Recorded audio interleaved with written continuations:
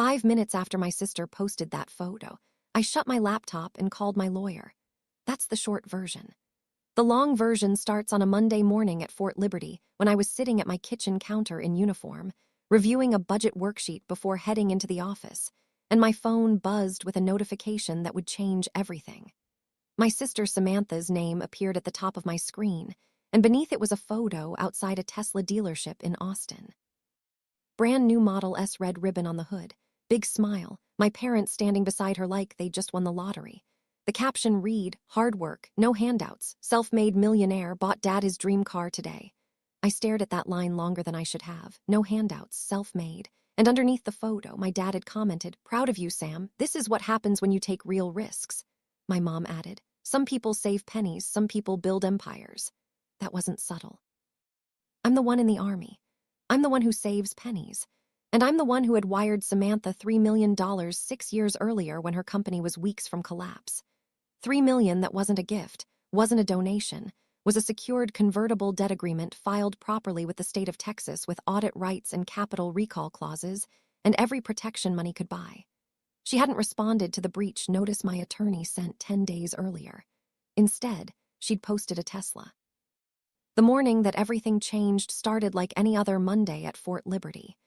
I'd been back from deployment for a few years by then, settled into the rhythm of garrison life, the predictable cadence of physical training at 0600, staff meetings, budget reviews, the endless bureaucracy that keeps a military installation functioning. Some people find it monotonous. I found it grounding. After the chaos of deployment, after months of 12-hour days in desert heat managing contracting units and finance operations, the structure of garrison life felt like a luxury I'd earned. My husband, Ethan, had already left for his job in cybersecurity, and I was alone in the kitchen with my coffee and my spreadsheets, doing what I always did on Monday mornings, reviewing the battalion's projected expenditures for the upcoming quarter. The numbers were straightforward, just routine financial planning, the kind of work that most people would find tedious but that I found oddly satisfying. Columns had to balance. Budgets had to align. There was a right answer and a wrong answer, and if you did the work correctly, you could find the right one. That clarity, that certainty was something I'd learned to appreciate during my deployment. In a combat zone, nothing is certain. Plans change, missions shift, the unexpected becomes routine. But the numbers, the budgets, the financial systems that kept units supplied and operational, those had to work. And I'd built a reputation for making them work.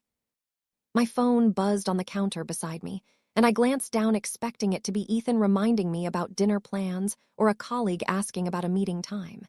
Instead, I saw my sister Samantha's name at the top of my notifications. She'd tagged me in an Instagram post, which was unusual.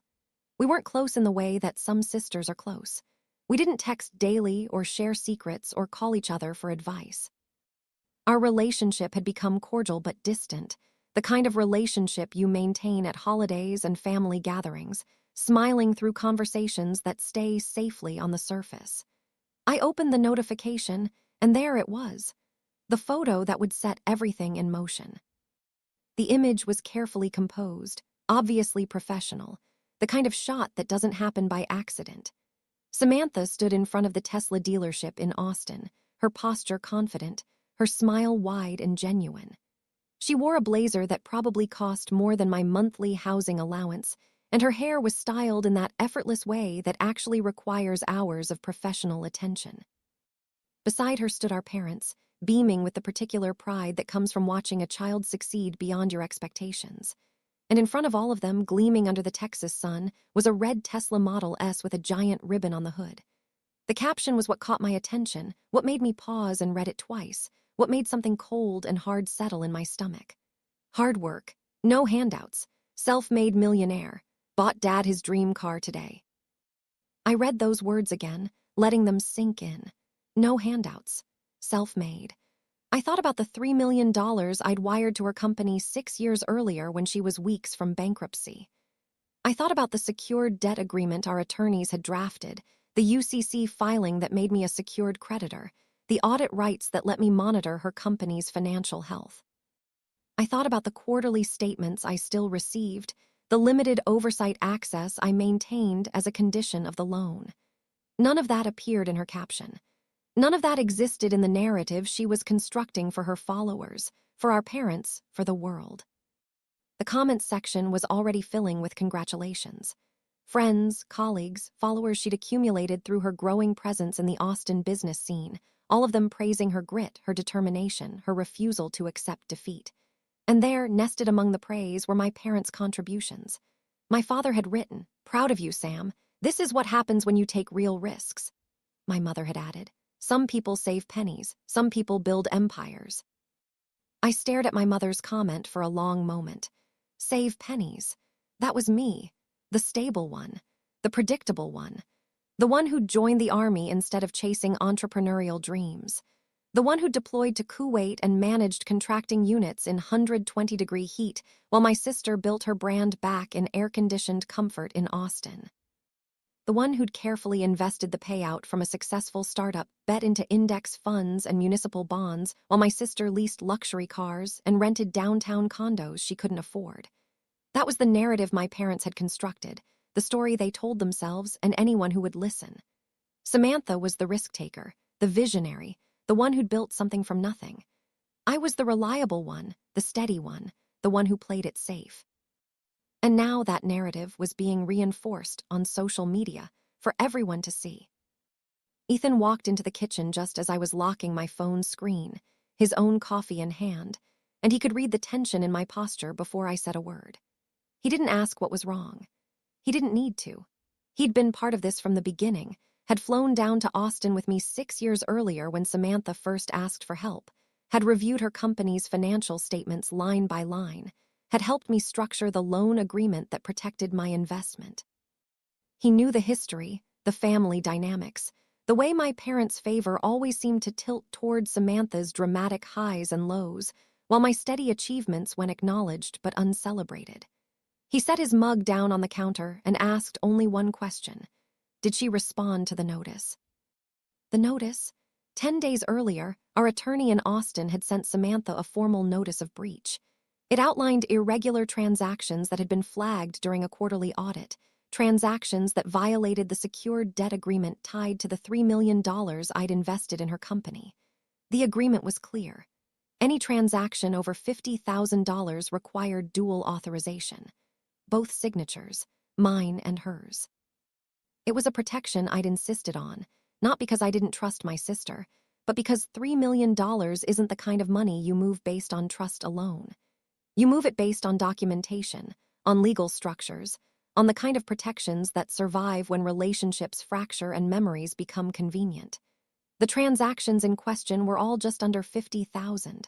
$48,000 here, $49,000 there. Repeated over months, adding up to nearly $400,000 in payments to vendors I didn't recognize, vendors that, upon closer inspection, seemed to exist only on paper. The notice had required her to provide documentation for those transactions within 10 business days. Documentation that would prove the payments were legitimate business expenses, not what they appeared to be, not funds being diverted for purposes the agreement didn't allow. The deadline had been that morning. She hadn't responded. Instead, she'd posted a Tesla. Ethan leaned against the counter, his expression unreadable. "Call Bennett," he said. Bennett was our attorney in Travis County, one who'd helped draft the original agreement and who'd been preparing for exactly this possibility. We weren't improvising. We weren't reacting emotionally. We'd known for months that something was wrong with the financials, had been building a case file piece by piece, waiting for the right moment to act. The Tesla post wasn't the cause of the conflict. It was the catalyst, the moment when Samantha's public narrative finally diverged so completely from documented reality that I couldn't ignore it anymore. I picked up my phone and stepped outside onto the patio. The morning air was cool, the kind of crisp autumn morning that North Carolina does well, and I took a breath before dialing. Bennett answered on the second ring, his voice calm and measured, the voice of someone who'd spent decades navigating Texas business litigation and had seen every variation of family financial dispute that existed. "She didn't cure the breach," I said. "I saw the Instagram post," he replied. "You're not the only one who follows her. Is the bank ready?" "Yes. If we file this morning, the compliance hold goes into effect immediately. Access to the business account will be suspended pending review. No drama, no flashing red lights, just a compliance hold triggered by active litigation. Proceed, I said. There was no anger in my voice, no satisfaction, just confirmation. This wasn't about revenge. This was about enforcement.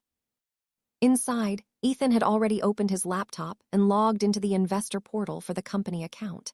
As secured creditor, I still had limited oversight access, enough to monitor the account's activity but not enough to control day-to-day transactions. That authority had been delegated to Samantha years earlier, on the condition that she followed the agreement. He refreshed the dashboard. Funds are still there, he said, for now. At 9:42 a.m. Central Time, Bennett filed the petition for a temporary restraining order electronically in Travis County.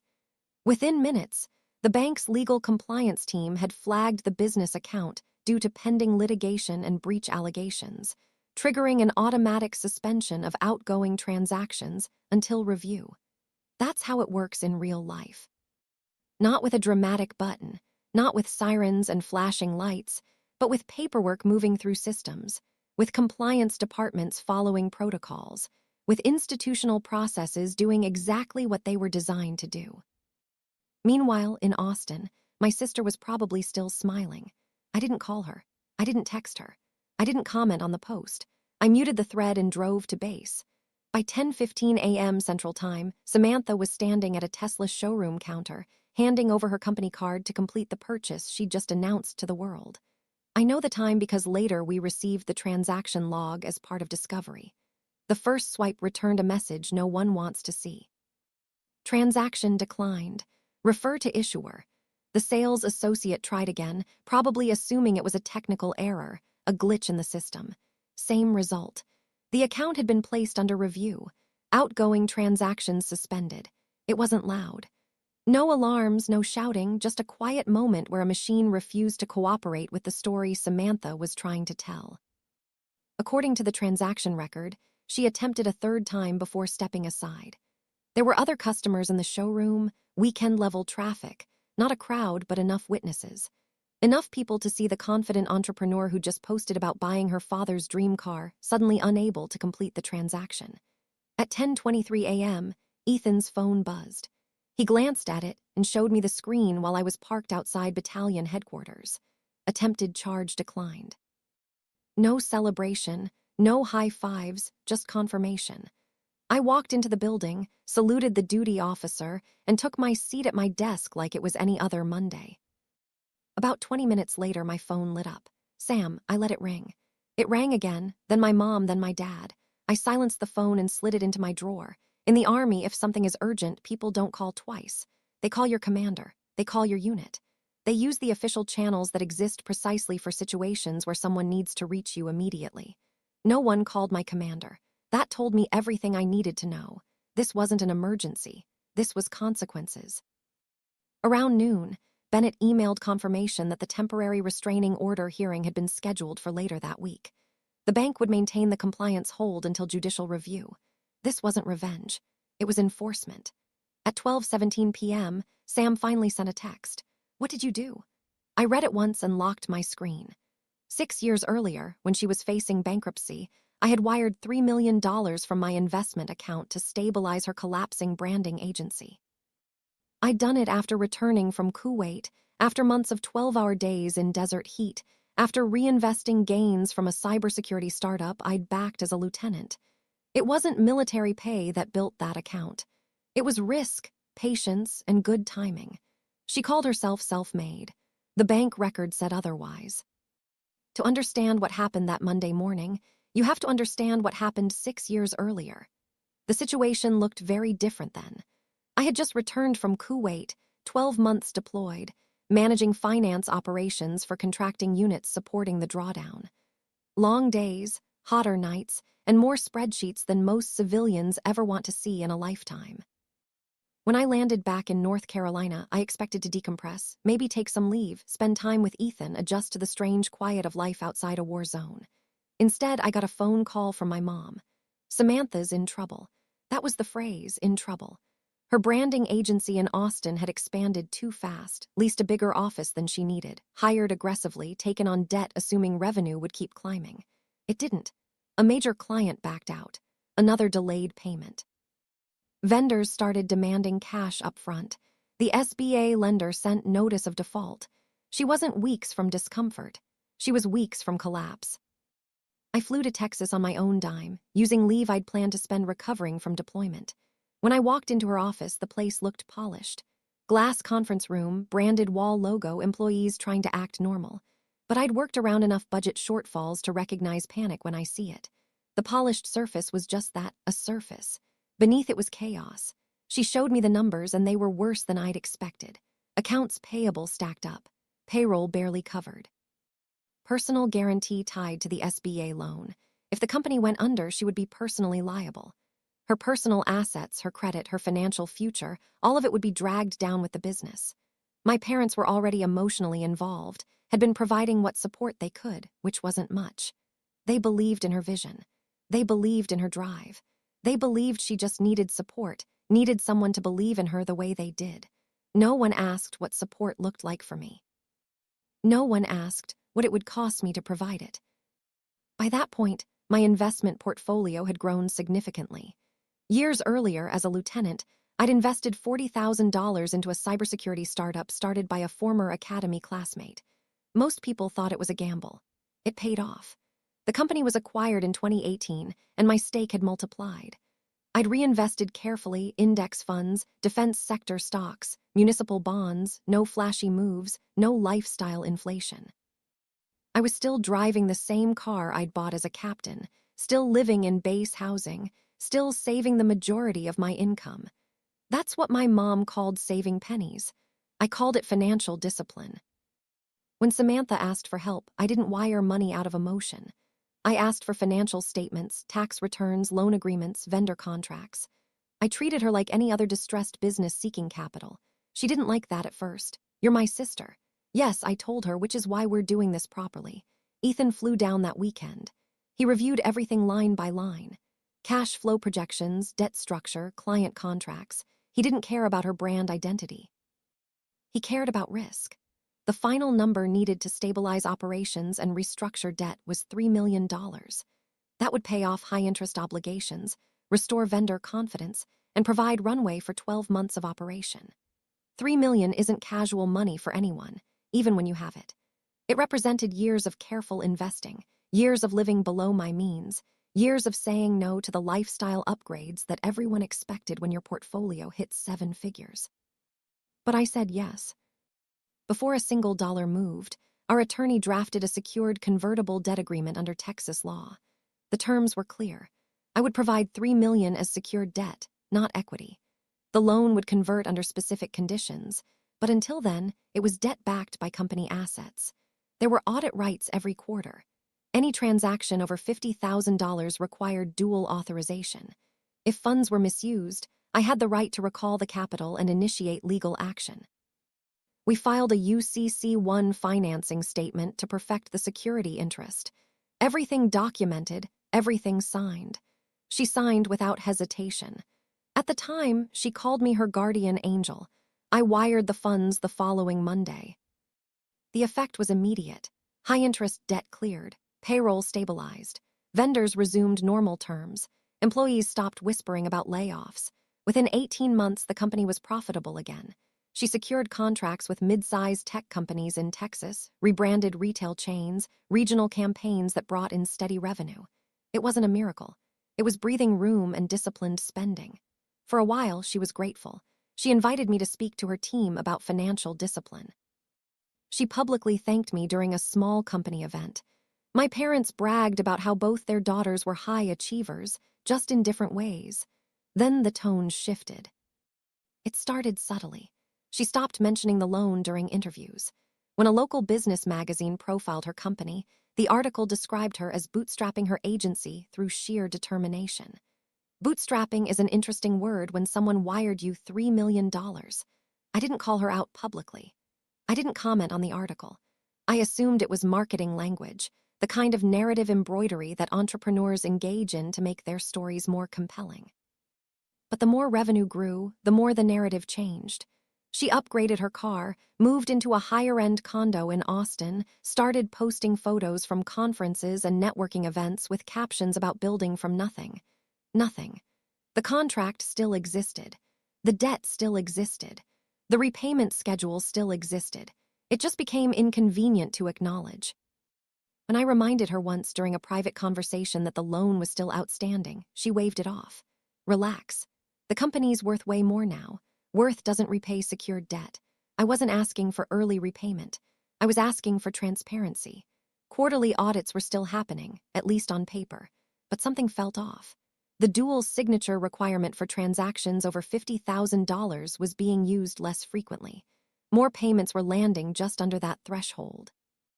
Marketing expenses labeled broadly, vendor names I didn't recognize. Individually, none of it triggered immediate action. Collectively, it suggested looseness. The kind of looseness that can turn into something worse. Looking back, the money wasn't the real risk. The real risk was believing that gratitude lasts longer than ego. That afternoon, as Ethan closed the folder on the kitchen table, he didn't need to say what we both understood. The agreement had protected us once. Now it was about to do it again. The next time I flew to Texas, her office looked twice the size. Glass walls, new logo, more staff. The kind of place that smells like fresh paint and confidence. Samantha walked me through the space like she'd built it with her bare hands. Different world from last time, right? It was. Revenue had climbed steadily for 3 consecutive years. She had landed contracts with 2 regional tech companies and a retail chain expanding across the Southwest. The books, at least on the surface, showed real growth. And to her credit, she worked hard. She worked constantly. She knew how to pitch. She knew how to present herself. She understood optics. That's when the words started appearing more often. Self-made.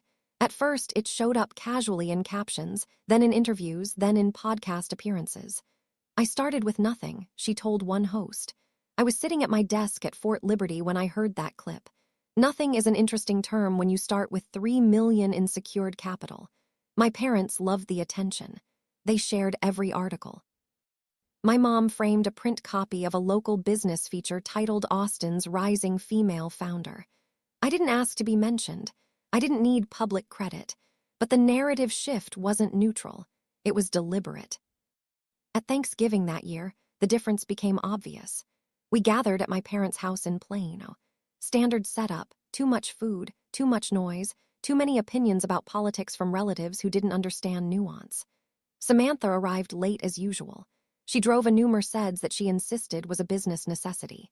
She walked in with a designer coat and a confidence level that filled the room. Within 15 minutes, she had the entire table listening to her latest contract win. 7 figures, she said, cutting into her turkey. All organic growth. Organic. My dad leaned back in his chair. That's what happens when you're willing to take real risks. I focused on my plate. My mom smiled at me across the table. Torai's doing great too, of course, but government jobs are stable. Not exactly entrepreneurial government jobs. I had just come back from a training rotation supporting units deploying overseas. I managed budgets that dwarfed my sister's annual revenue. I handled funds that required congressional oversight. Stability wasn't small. It was responsible. Samantha sipped her wine. It's just a different mindset. Some people are wired to build. Others are wired to maintain. That was the first time I looked up. Maintain what? I asked calmly. She shrugged.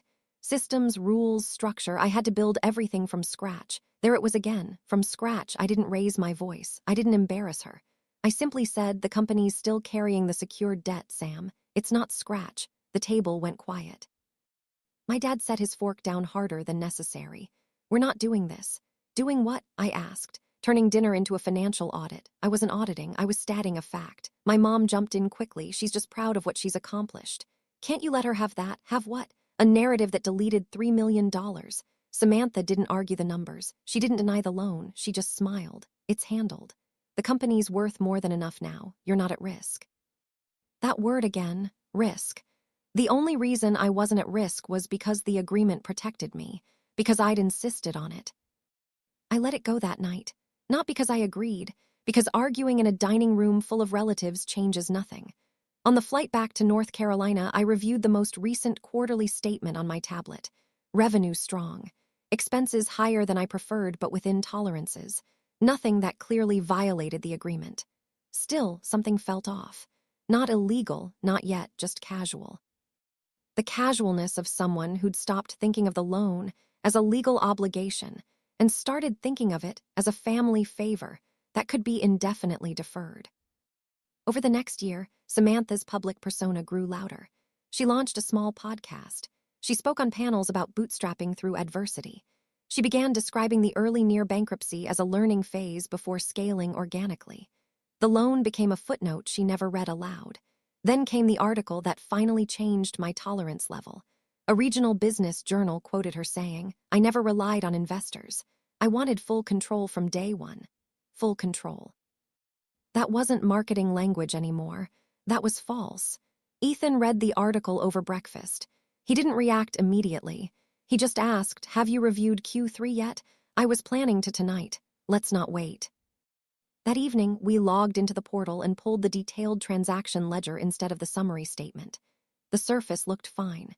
Revenue in, expenses out, net positive. But patterns don't show up in summaries. They show up in repetition. We started sorting transactions by vendor. That's when the first vendor name appeared twice under slightly different spellings. Same address, different invoice numbers, amounts just under 50,000. I didn't feel angry. I felt alert.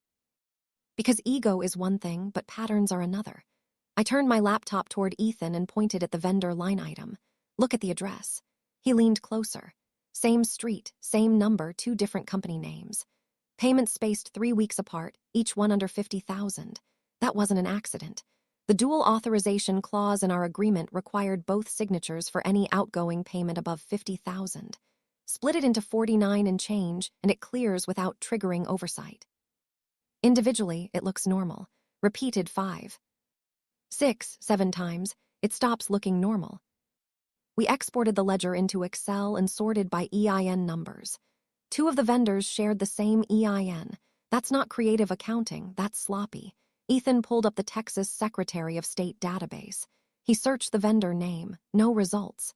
He searched variations, nothing. Then he searched the registered agent address. That's when the Delaware LLC appeared. Different company name, same registered agent. Same mailing address used by the marketing consultants receiving payments from Samantha's agency. Delaware is common for legitimate businesses. It's also common for shell entities. We pulled the public filing. Manager, Samantha Whitaker. She didn't even try to hide ownership. The transfers weren't massive. That's what made them dangerous. 38,000 here, 42,000 there. 50,000 minus a few dollars, repeated. Over 6 months, the total crossed into 6 figures. I didn't jump to conclusions.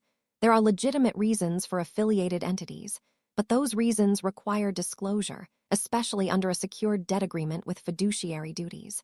There had been no disclosure. We traced one of the outgoing wires further. Landed in a brokerage account. The brokerage account was under Samantha's name. That removed any ambiguity.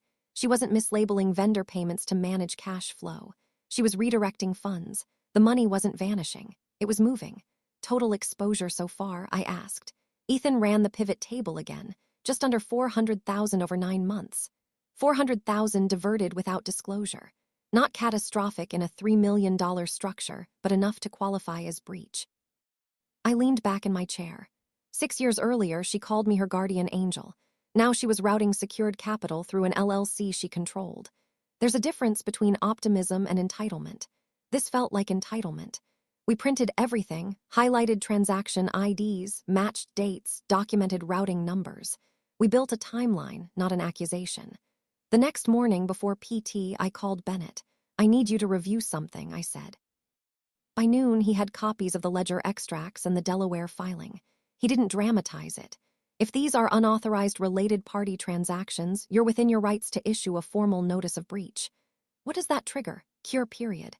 10 business days. She either provides documentation proving legitimacy or you escalate. Escalate how? TRO. Asset freeze pending judicial review. There it was. Not revenge, not punishment. Process. That afternoon, I sat through a battalion finance meeting discussing projected expenditures for the next quarter. The colonel talked about fiscal discipline and oversight responsibility. I took notes like always. The irony didn't escape me. In uniform, I oversee public funds with strict accountability. At home, I was watching private capital move through shell entities. That night, we reviewed the agreement again.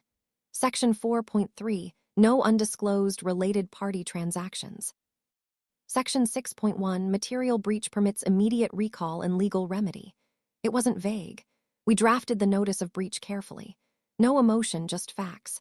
Identified transactions, dates, amounts, registered entity ownership, reference to agreement clauses. 10 business days to cure. The letter went out certified and electronically. 3 days passed. No response. 5 days. Nothing. On day 6, Samantha posted photos from a networking event in Dallas. Panel discussion about women building wealth without outside help. Without outside help. I forwarded the post to Ethan. He didn't comment. He didn't need to. On day 8, our attorney received a short email from Samantha's counsel acknowledging receipt of the notice and stating they were reviewing internally. No documentation attached. Day 10 arrived. Still no accounting under the agreement. Failure to cure within the specified period allowed us to initiate legal action. I didn't pull the trigger immediately.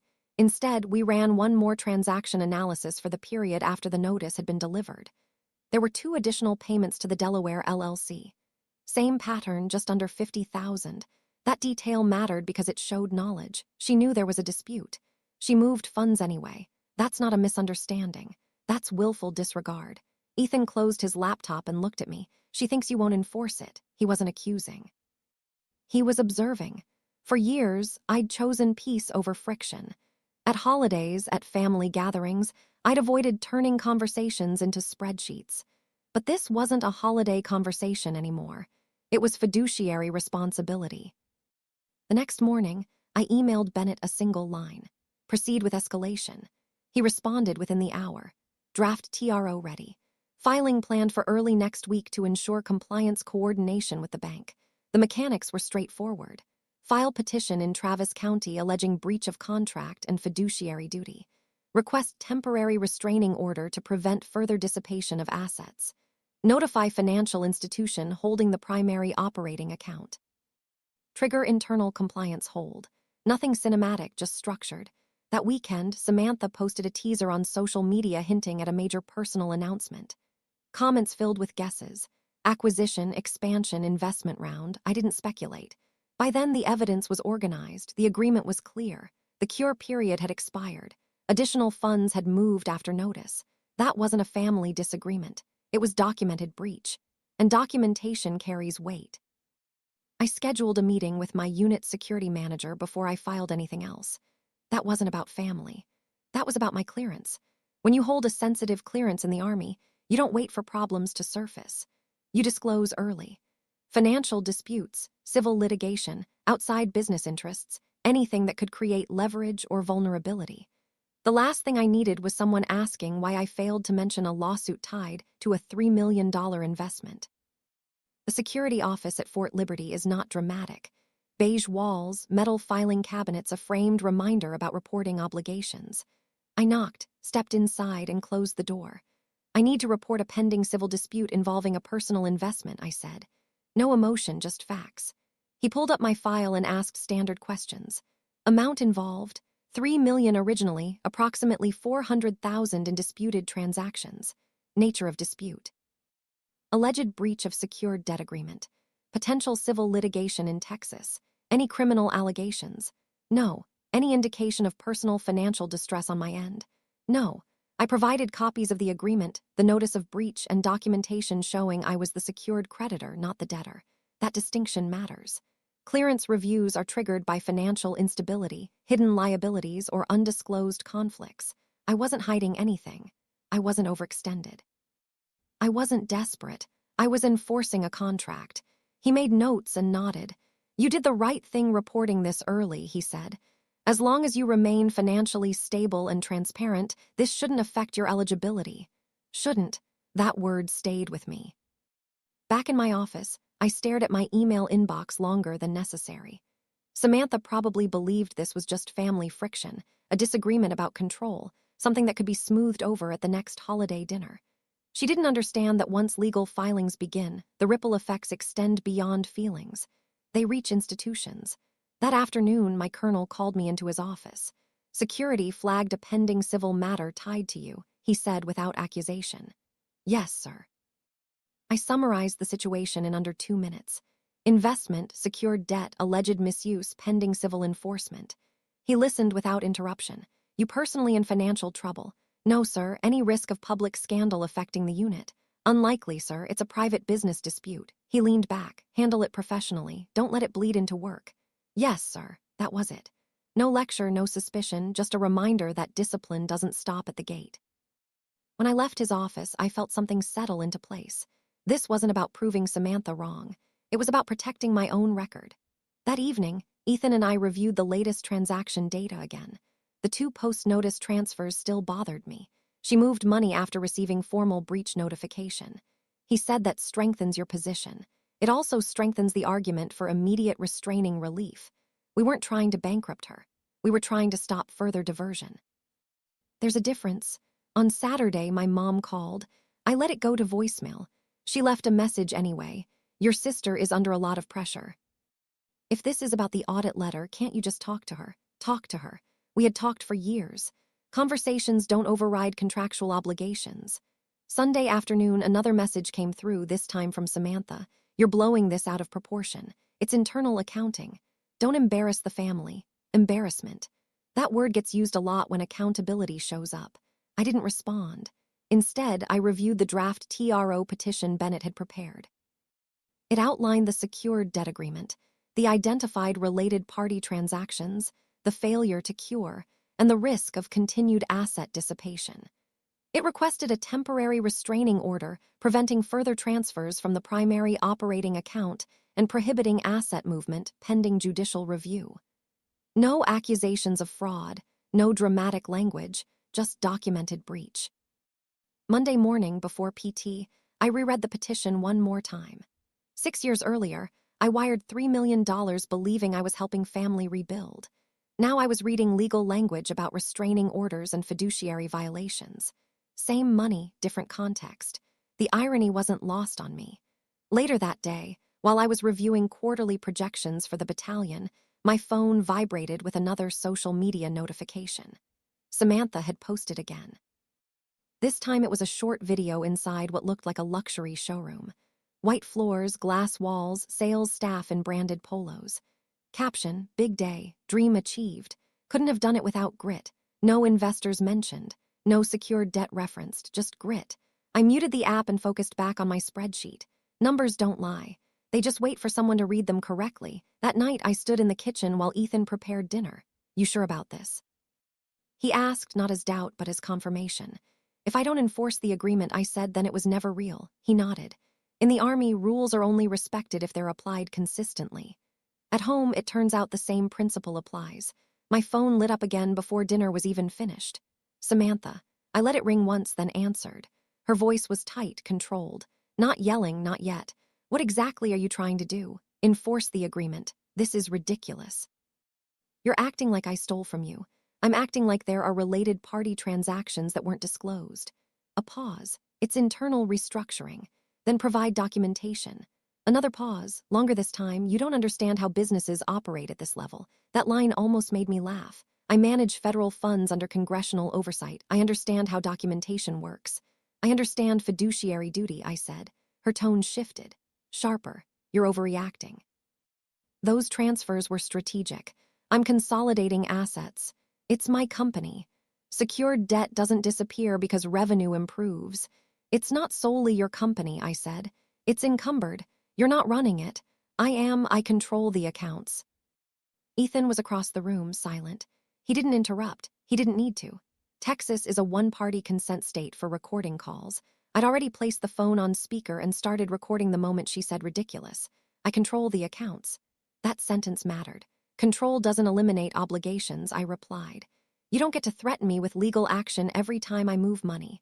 Moving money to an LLC you own without disclosure is not routine. Silence. Then she said it. It's my right to allocate funds how I see fit. Not company funds, just funds. That was enough. We ended the call without yelling.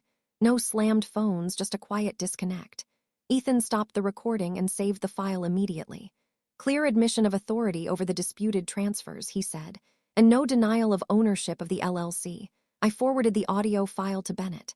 Within an hour, he called back. This strengthens your petition, he said. She acknowledged control and allocation of funds after notice of breach. That's helpful. Helpful is attorney language for damaging. The following morning, Bennett filed the petition electronically in Travis County. The TRO request cited breach of contract, undisclosed related party transactions, and risk of continued dissipation of secured assets. The bank's compliance hold escalated from soft flag to active suspension of outgoing transactions pending review. No sirens, no dramatic freezes, just internal systems doing what they're designed to do. At 10:15 a.m. Central Time, according to the transaction log, a charge attempt was made at a Tesla dealership in Austin. Amount significant. Status declined. 2 minutes later, another attempt. Declined. At 10:23 a.m., my phone buzzed with a transaction alert forwarded by Ethan. He didn't smile. He didn't celebrate. He just showed me the screen. Account under review. Transaction not authorized. Across the country, in a polished showroom with bright lights and polished floors, my sister was probably holding a piece of plastic that no longer worked. I slipped my phone back into my pocket and walked into my next meeting. The spreadsheet in front of me didn't change. The numbers stayed balanced. Outside that room, other numbers were finally doing the same. I kept my phone face down during the meeting. When it ended, I stepped into the hallway and checked the call log. 5 missed calls from Samantha. 2 from my mom, 1 from my dad, no voicemail from any of them. That told me they were still in public. Ethan texted. She tried again. Same result. Account access fully suspended. Fully suspended meant the bank had escalated from transaction review to temporary restriction pending court review. That doesn't happen because someone feels offended. It happens because a legal filing references secured debt and asset dissipation. By the time I drove home, Samantha had switched from calling to texting. What did you tell them? Fix this. You're going to regret this. Threats are interesting when they come from someone who just lost account access. I didn't respond. At 6:14 p.m., Bennett forwarded confirmation that the TRO had been accepted for emergency consideration. Hearing set for later that week. Until then, the compliance hold would remain active. He added one line. Given post-notice transfers and recorded admission, position is strong. Strong is attorney language for defensible. Around 7 p.m., my mom finally left a voicemail. She's at the dealership. People are starring. They're saying the account is frozen. Can you just call the bank and clear this up? Clear this up. That phrasing suggested misunderstanding. There wasn't any. The account wasn't frozen because of a glitch. It was suspended because of documented breach and pending judicial review. Ethan looked at me across the living room. You don't have to listen to those, he said. I know. I deleted the voicemail without saving it. The next morning, Samantha posted nothing. Silence on social media is louder than any caption. At 8:30 a.m., I received an email from her attorney. Subject line, urgent, account suspension. The message argued that the compliance hold was causing irreparable reputational harm and requested immediate withdrawal of the TRO petition. No mention of the related party transfers. No documentation explaining the Delaware LLC. Just urgency. I forwarded it to Bennett. His reply came quickly. Reputational harm does not override contractual breach. We proceed. In parallel, I updated my security manager with a short email, noting that formal civil action had now been filed and a hearing scheduled.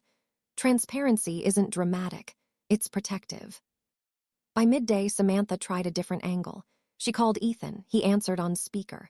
This is going too far, she said. The dealership thinks I don't have the funds. You moved secured funds without disclosure, Ethan replied evenly. It's my company. It's encumbered. You're humiliating me in front of clients. The compliance hold was triggered by your transactions after notice. Silence. Then she shifted tone. Let's settle this privately. I'll pay you back. You don't get to convert secured debt into casual repayment after breach, Ethan said. The agreement outlines procedure. Procedure is not flexible once invoked. By late afternoon, local chatter had started. Not headlines, just whispers in the Austin business circle. A founder whose company account is suddenly under review draws attention. Nothing spreads faster than uncertainty around money. My parents called again that evening. This time, my dad spoke. You've made your point. I didn't file to make a point. You embarrassed her. She breached the agreement. You could have handled it differently. By ignoring it, he didn't answer that. Instead, he asked, "Are you trying to shut her down?" "No." "Then what are you trying to do?" "Stop unauthorized transfers."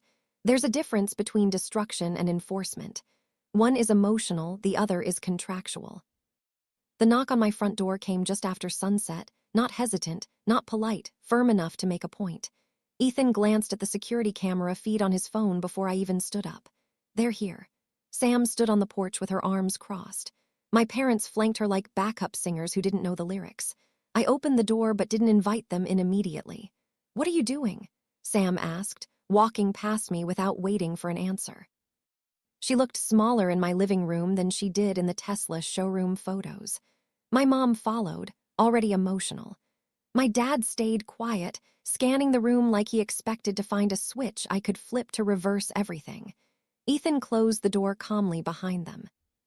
Sam didn't sit. "You need to call your lawyer," she said, "right now." "For what?" "To withdraw the petition." "This is insane." "What part?" "The account freeze. Clients are asking questions. Vendors are nervous."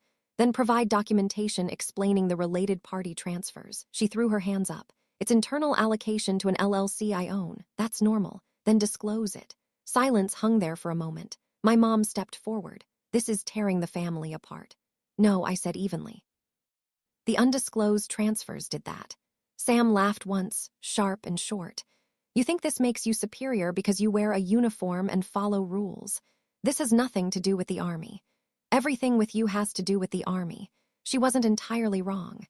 Discipline follows you home whether you want it to or not. I walked to the kitchen table and pulled out the binder Ethan had assembled earlier in the week.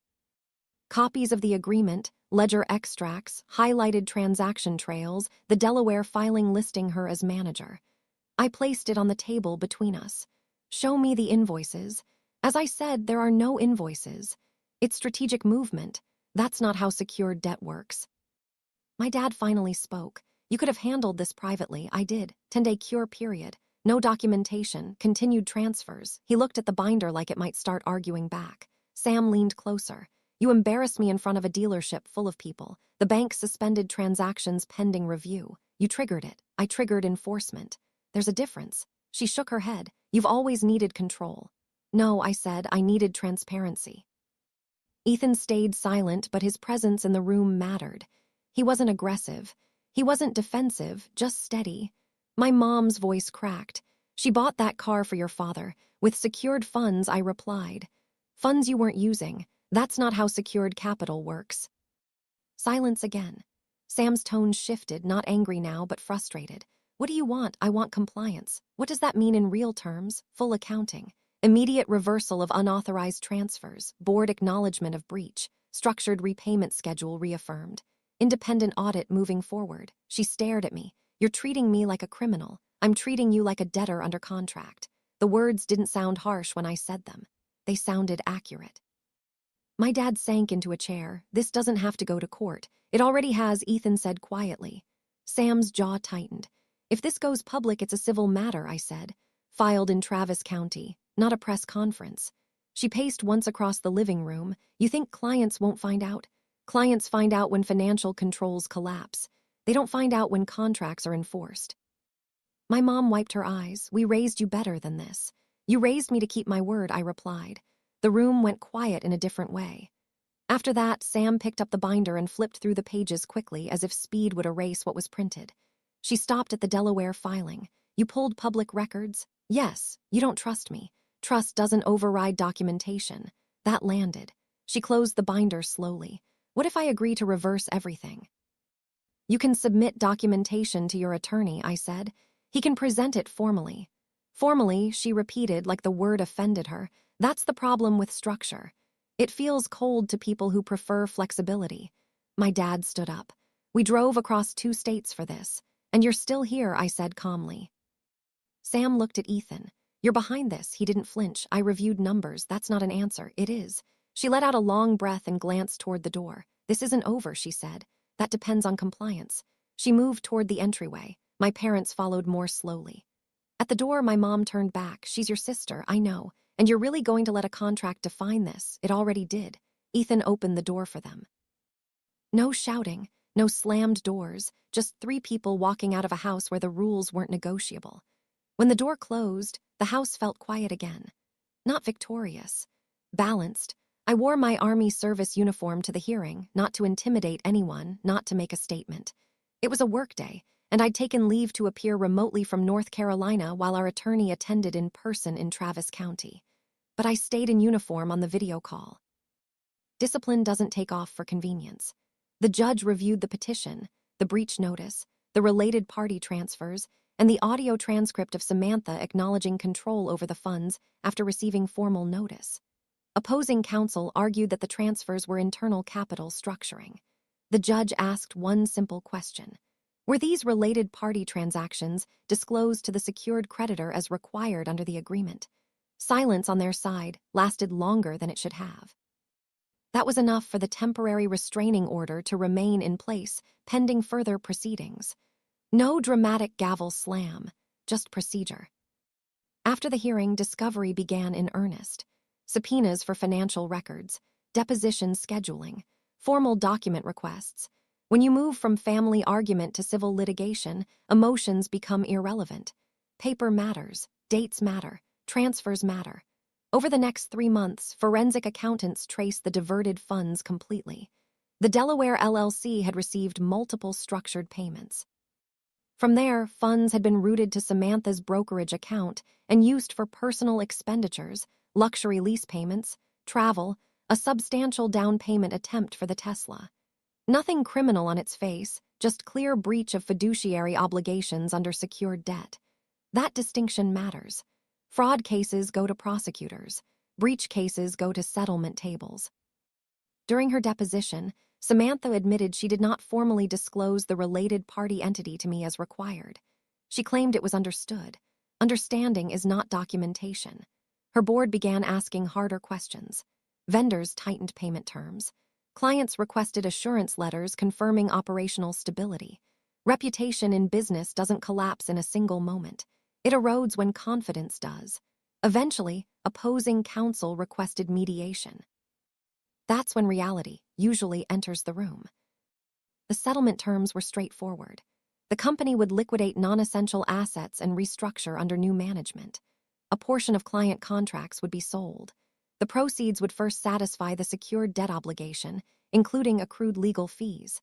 Samantha would step down as CEO immediately. She agreed not to serve as an officer or director in the restructured entity for 5 years as part of the settlement agreement. Not a criminal penalty, a negotiated condition. The $3 million was repaid in full along with documented legal costs. No prison, no headlines, no FBI raid, just consequences written in clean legal language.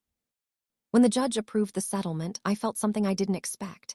Not satisfaction, stability. The agreement had been tested and held. A week later, I updated my security manager again. I provided the settlement documentation showing full repayment and closure of the civil dispute. No outstanding liabilities, no unresolved exposure. Looks clean, he said after reviewing the paperwork. Appreciate the transparency. That word again, transparency. At work, nothing changed. I still showed up at 0600, still reviewed budgets, still signed off on expense approvals. My evaluation that quarter mentioned consistent judgment under pressure. Pressure is easier to handle when the rules are clear. Back in Texas, things shifted. Samantha moved out of her downtown Austin condo and into a smaller rental. The Merced's lease was terminated early. Staff turnover accelerated during the restructuring phase. Clients who valued brand confidence quietly transitioned elsewhere. My parents stopped posting business articles. The Tesla never appeared in the driveway. We didn't speak for several weeks. Then one afternoon, my dad called. His voice sounded older. "It's done," he asked. "Yes, she's not running this company anymore." "No." A pause. "She says you destroyed her. I enforced a contract." Another pause. "You don't regret it?" "No." He exhaled slowly. "We thought she was unstoppable." Nothing is unstoppable, especially not paperwork. Later that evening, Samantha sent a single email. Subject line, settlement.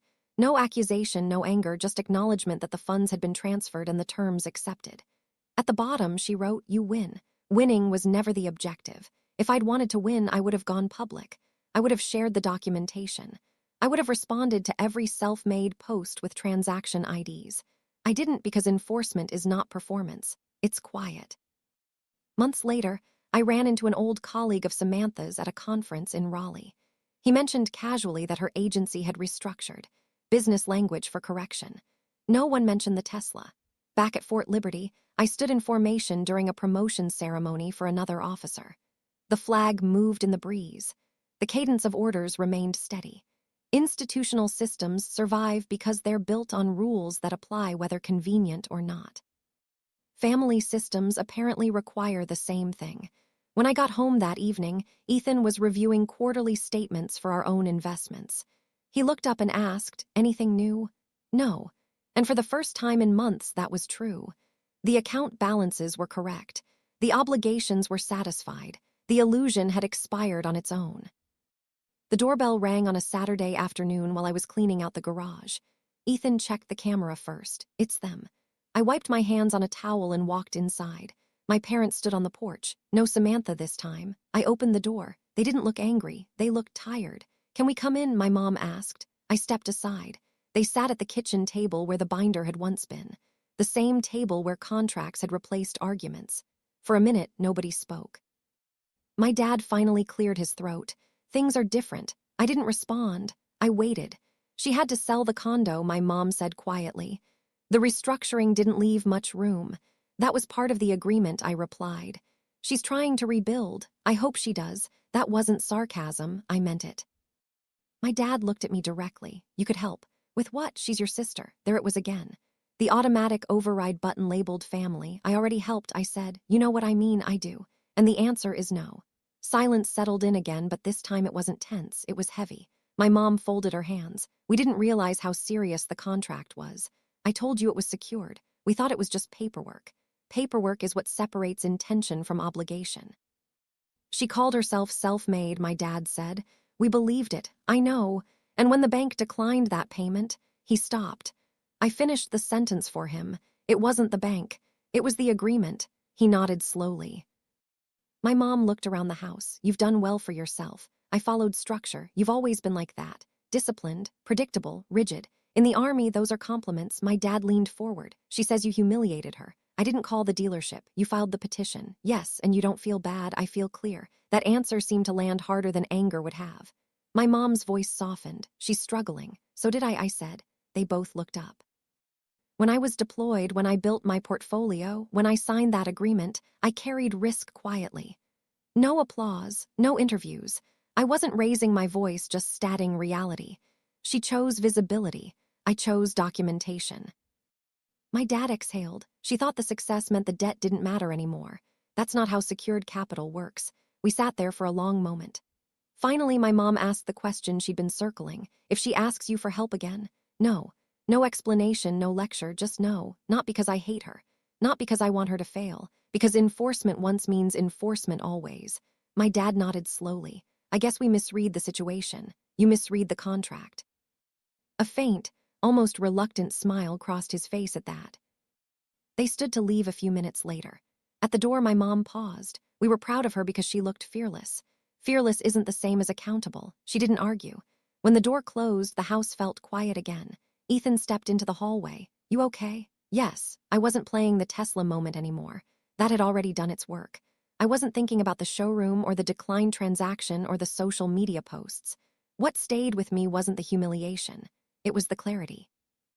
Over the next few weeks, things stabilized. Samantha stopped posting about entrepreneurship. Her social media shifted to neutral updates, travel photos, generic motivational quotes, nothing about being self-made. My parents adjusted too. Less commentary, fewer comparisons. At work, I received my annual evaluation. Strong marks, recommendation for promotion, no mention of personal litigation beyond the standard clearance documentation. Life moved the way it does when structure holds. One evening, months later, I was reviewing our own quarterly investment statements when Ethan glanced up from his screen. "You ever think about what would have happened if you didn't enforce it?" "Yes."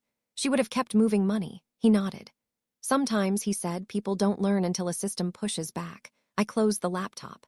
Self-made is a powerful phrase. It sounds independent, strong, untouchable. But self-made only works when the foundation is yours. If the capital is secured, if the risk is shared, if the agreement is signed and filed, then the story belongs to more than one person. I didn't ruin my sister.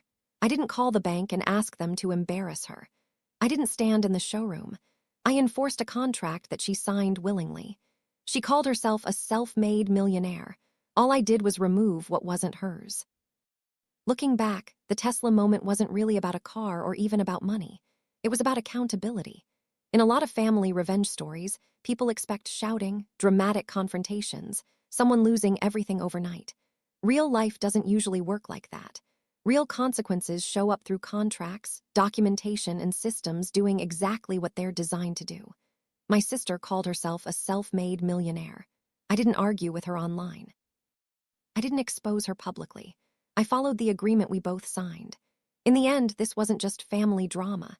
It was a reminder that discipline applies everywhere, in the military, in business, and inside your own home. If something is built on borrowed structure, it isn't self-made. And if you ignore boundaries long enough, they eventually enforce themselves. If this story gave you chills, smash that like button and tell us in the comments. What's the most satisfying revenge you've ever witnessed? Have you ever watched someone's carefully constructed narrative collapse under the weight of documented reality? And of course, subscribe for more stories like this. Stories about family, money, contracts, and the moments when accountability finally catches up with entitlement. Because sometimes the most satisfying revenge isn't loud or dramatic. Sometimes it's just paperwork doing its job.